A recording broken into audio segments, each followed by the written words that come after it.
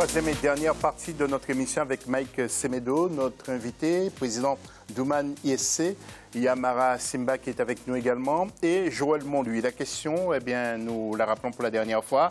Élection au sein de la CAF, c'est ce jeudi 16. Quel bilan faites-vous du mandat, ou des mandats, pardon, du président Issa Hayatou? Vous continuez à intervenir sur nos réseaux sociaux et le hashtag Africa24. Il est question maintenant du football international.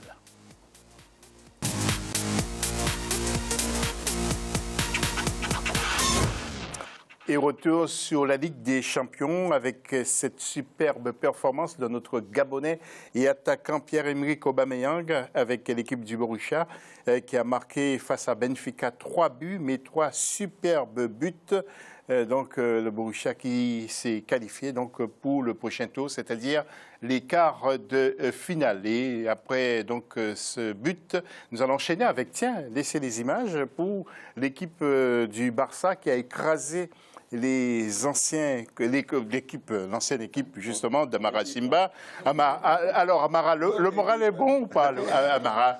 Moral est bon, c'est un gros mot. Moral est bon, non. Moral était bon, le match allait, mais au match retour, non, c'était un cauchemar. Mais qu'est-ce qui s'est passé, Amara, dans la tête des joueurs du Paris Saint-Germain? Dans la tête, j'y étais pas, mais je peux imaginer qu'il y avait la peur de ne pas réussir, en fait. Ça veut dire de conserver le résultat. Bon, ils avaient de la marge aussi. 4 buts, tu as le temps de voir venir. Et tu te dis, bon, OK, scénario suivant, c'est on va défendre pour ne pas prendre au moins 3 buts. Oui. Jusque-là, ça va. Oui, alors on y revient tout à l'heure, bien sûr. On va en parler avec notre invité également, Mike. Mais à propos de l'arbitre allemand du match chez Barcelone-PSG, Denise Etekin, beaucoup de critiques justement à son égard. Il était même question de sanctions à propos de cet arbitre suite aux erreurs commises par le corps arbitral. Parce qu'il faut quand même généraliser, c'est le corps arbitral, il n'y a pas que lui. Écoutez ce que dit donc le journal espagnol Sport sur cette affaire. Selon le journal catalan Sport, après chaque match, le travail des arbitres est analysé pour décider quels matchs lui seront attribués ensuite.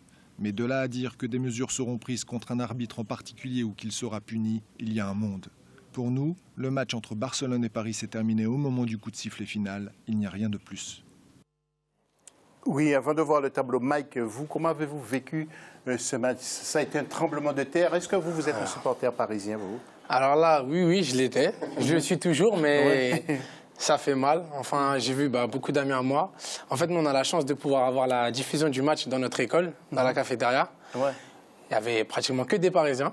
On était tous ensemble, on était partis, on était sereins avec le match aller. On s'est dit, ça allait, comme on dit.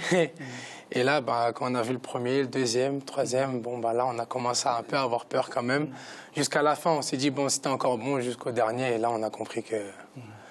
Malheureusement, ça a été très compliqué pour eux. Oui, Joël Monluy, vous aviez prévu une grosse fête avec des amis à Paris. Finalement, vous avez tout annulé. Champagne et tout. Comment vous avez vécu ça? Je pense qu'effectivement, c'est très dur. Le mot que je retiendrai, c'était sérénité, parce qu'effectivement, on était tous plutôt sereins, plutôt assez confiants. Force est de constater qu'on a eu tort. Hein. Mais ce que je retiendrai, c'est, et on en avait déjà parlé sur le plateau, c'est l'assistance vidéo. Je pense que effectivement, moi je faisais partie des gens qui étaient pour, et à l'issue de ce match, il y a un certain nombre de personnes qui se sont ralliées à notre cause et qui me l'ont fait savoir justement, en disant que dans un match comme celui-ci ou comme Bayern de Munich, Arsenal, comme on verra tout à l'heure, l'assistance vidéo aurait pu être d'un secours non négligeable. Oui. Alors Amara, comment ne peut-on pas préserver ce gain du match aller? Très simple, vous qui avez été joueur pro, vous avez même remporté aussi une Coupe d'Europe. Non, vous n'étiez pas là au Paris Saint-Germain. On était en demi-finale avec Monaco, mais ce n'était pas la Ligue des Champions d'aujourd'hui. Oui. Comment on peut passer comme ça, on gagne à l'aller, et en arrivant... C'est le stade qui a été impressionnant. On voulait savoir, vous qui êtes spécialiste, qu'est-ce qui s'est passé dans la tête des joueurs qui n'ont pas joué? Par exemple, sur les 7 dernières minutes ou les 10 dernières minutes, le Paris Saint-Germain a réalisé que 3 ou 4 passes à peu près. Barça, on sait que Barça, c'est une équipe, peut-être quand on les bat à l'extérieur, à domicile, il faut s'y attendre, un autre Barça. Donc PSG a l'expérience aujourd'hui, parce que ça fait plusieurs fois il est en compte. On se rappelle aussi il y a un match où PSG était bien en bonne position, un quart d'heure de la fin. Mais s'il ne jouait pas, il était sur le banc. Il rentre, il plie le match. Donc on s'est fait éliminer par Barça en étant en supériorité. Et là, le match concerné, c'est que avec 4 buts d'avance, tactiquement, il fallait effectivement fermer. Mais seulement PSG a fermé, mais ils étaient trop bas. C'est un bloc qui était bas dans ta surface. Quand on joue contre une équipe qui conserve le ballon comme Barça, c'est impossible. Ils vont qu'à chercher les coups de pied arrêtés, les pénaltys, c'est ce qu'on a eu, quoi. Donc, c'est pour ça qu'en premier mi-temps, on a eu peut-être une occasion, on n'existait pas, en fait. Mais malgré ça, il y a un attaquant qui est sorti, qui a marqué un but, c'est Cavani quand même, et qui nous a mis en selle. Il fallait que ça devienne difficile pour Barça. Si on revoit les images encore, le joueur, quand Cavani a marqué le but, il a été chercher le ballon. Et quand il donne le ballon pour engager, dans sa tête, il se disait, bon, c'est fini, quoi, on ne peut plus. Mais comme c'est Barça, ils ne lâchent pas, ils nous ont sorti le match qu'il faut. Et il faut regarder aussi les buts qu'ils ont marqués. Quand tu marques un but à 2 minutes du coup d'envoi, déjà, donc tu te mets en position de force. Et puis un deuxième but. Et le processus qui a continué. Donc moi je pense que... Non, mais après il y a la peur de prendre le dernier but. Et c'est ce qui s'est passé. On a pris le dernier but. Voilà. Ok, Amara. Alors je voulais juste faire un petit clin d'œil aussi au joueur burkinabé du FC Nantes. C'est juste Nakoulma qui a marqué 2 buts avec le FC Nantes. C'était face à Montpellier. Belle adaptation donc de ce joueur. Nous allons partir maintenant au Mali avec bien sûr le championnat qui continue, bien entendu, malgré la crise qui touche le football malien en ce moment. Nous allons faire le point sur la 5e journée avec Mokhtar Barchi.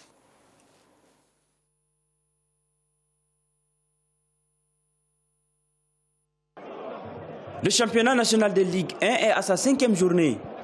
Le Djoliba AC était aux prises avec l'ASB dimanche 5 mars dans l'entrée du stade Omnisport Modibo Keïta. C'est un Djoliba agressif qui entame la partie durant les 15 premières minutes. L'ASB contient la domination et profite d'une erreur défensive pour ouvrir le score par Mamadou Diallo à la 19e minute. Les Djoliba ne désarment pas et multiplient les assauts sans succès jusqu'à la pause. On a pris un but matinal par manque de communication. Et en deuxième mi-temps, l'équipe a bien réagi, mais malheureusement, au niveau de la finition, il y a eu un peu de précipitation. Sinon, dans l'ensemble du match, il était correct. À la reprise, les Djoliba tentent de revenir au score, mais en face, la défense de l'ASB plie mais ne rompt pas. Score final, 1-0 pour l'ASB. Je suis trop content parce que la semaine passée, on a travaillé. Parce que j'ai dit les enfants, ils n'ont qu'à jouer. Parce qu'on a en championnat, on a 5 points. Donc j'ai dit si on gagne aujourd'hui, vraiment ça nous range le championnat. Vraiment, je suis trop content, j'ai fait les jeunes. Je félicite l'encadrement de l'ASB. L'ASB empoche les 3 points et totalise désormais 8 points, tandis que les Djoliba avec 2 victoires, 1 nul et 2 défaites en 5 journées totalisent quant à lui 7 points. Pour l'instant, seul le stade malien trône en tête avec 5 victoires en autant de matchs. Voilà donc pour ce championnat malien qui est à la 6e journée pour certaines équipes. Black Star qui a battu Real de Bamako 1-0. C'était le 5 mars, ça remonte le 5 mars, et puis le Stade malien qui avait battu USFAS de Bamako sur le score de 1-0. Pour l'instant, le Stade malien est en tête du championnat. Juste avant d'enchaîner avec le Mali, vous le savez, la fédération FEMAFOOT a été dissoute.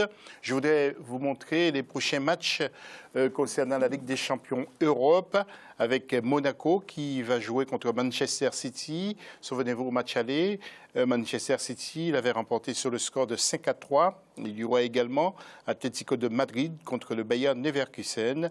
Et puis ça c'est le 15 et le 14 Juventus FC Porto et Leicester contre l'équipe de Séville. Voilà donc, je sais que du côté de l'Afrique, vous suivez de près ce qui se passe dans cette Ligue des champions. Alors, La crise qui touche le football malien également, Amara, il n'y a pas que la Guinée, il n'y a pas que le Cameroun, mais le Mali aussi est concerné. Le ministre des Sports vient de dissoudre la fédération et a viré aussi le président. Oui, un petit mot sur ce... Un petit mot, bon, j'y suis pas, mais je sais que j'ai mais vécu ce que vous pensez de la effectivement situation. similaire. Quand on dissout comme ça, donc ça veut dire il faut rebâtir. Et c'est là que le pays du Mali, ils ont besoin de tout le monde. Ça veut dire il faut mettre les hommes qu'il faut. Il faut que la fédération soit vraiment... C'est la clé de tout.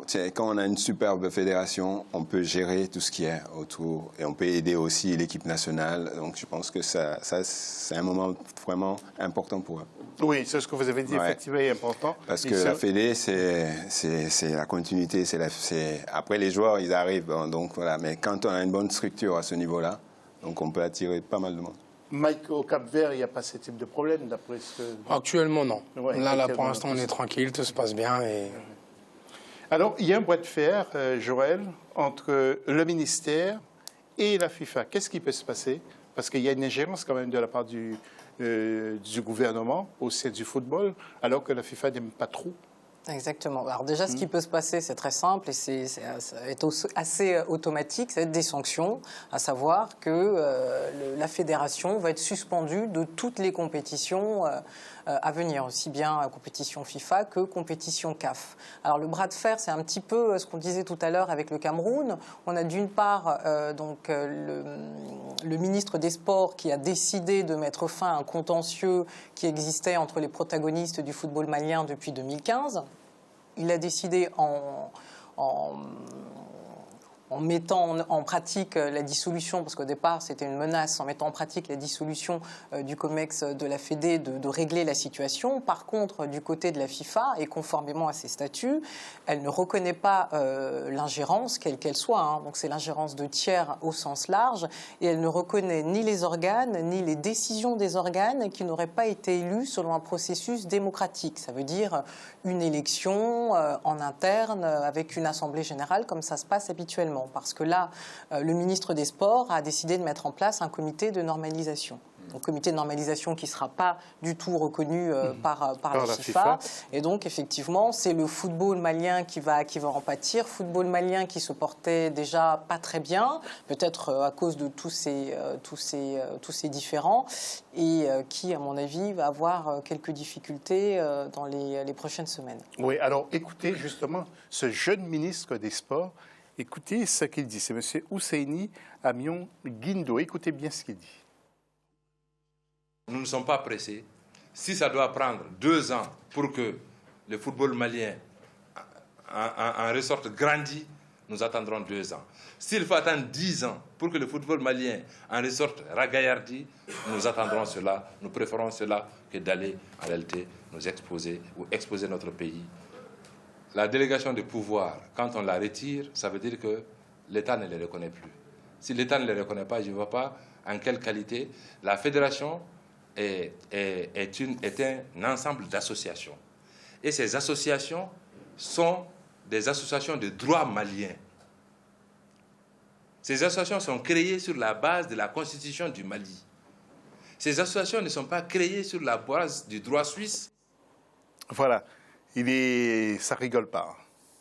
Il défend sa décision. Après, effectivement, en ayant pris une décision aussi grave, il n'a pas d'autre choix que d'asseoir le fondement de sa position. Et sur le principe, il n'a pas tort. Hein. Et là, quand même, il faudrait mettre une fédé en place. La normalisation, ça dure quoi? Mais il y aurait un comité de normalisation. Oui, mais est-ce que ça serait accepté? Validé par la FIFA, c'est la question qui reste posée. Mike Semedo, un petit mot avant de terminer cette émission et de voir les intervenants pour ce qui concerne le bilan de M. Issa Hayatou. Un mot. Rendez-vous le 16 avec vous? Exactement, rendez-vous le 16 mars. N'hésitez pas à aller sur Place Minute. Vous tapez Human Charity Football Cup, vous allez trouver l'événement. Soyez nombreux, comme on a dit, on veut que toute la communauté camerounaise soit présente et aussi toute la communauté africaine pour venir supporter notre belle équipe. Et voilà. À jeudi. Al Carpentier avec Amara Simba. Amara, vous êtes en forme? Bah, on verra, hein, je dis. C'est un salle, donc on est nombreux. Ouais, donc ça voilà. va, on va tourner. Ça va bien tourner. Si tu peux venir nous aider aussi. Moi, je vais essayer. Ouais. Faut pas hésiter. Hein. Nous allons voir les intervenants concernant donc la question, quel est le bilan de M. Issa Yatou? Vous allez voir s'afficher sur vos écrans des différents intervenants. Il y a certains qui sont assez sévères avec le président Issa Yatou, d'autres qui sont plus tendres. Dès que vous voulez, donc on va voir donc ces réactions. Alors tout d'abord, il y a Ibn Ley qui nous dit que le football africain, comme les États africains, a besoin de jeunes dirigeants. Donc ça, c'est une première intervention. D'autres intervenants que vous allez voir, c'est Chris Goss qui nous dit 2 sur 20, échec grave à la tête de la CAF, du CAF, mais c'est de la CAF normalement, et mauvaise organisation. Troisième intervenant que nous allons découvrir sur notre écran, la présidence de M. Issa Yatou à la tête de la CAF ces dernières années se solde de plusieurs incommodités. C'est Claude Desano Ogoula qui nous le dit. Et puis dernière et quatrième intervention, c'est Zo Tizi qui nous dit, sous l'ère d'Ayatou, nous avons vu le nombre de représentants africains augmenter à la Coupe du Monde. Joël, c'est vrai, c'est confirmé. Issa Yatou a fait quand même du bon travail. Bien sûr. Après, compte tenu du nombre de mandats, on peut comprendre qu'il y ait des gens qui demandent du changement. Après, c'est chacun voit midi à sa porte. Voilà. Merci à Mike Semedo, président d'Ouman ISC. Merci à Mara Simba et merci à Joël Montlouis. Restez avec nous. D'autres infos dans quelques instants sur Africa 24. Restez nous fidèles.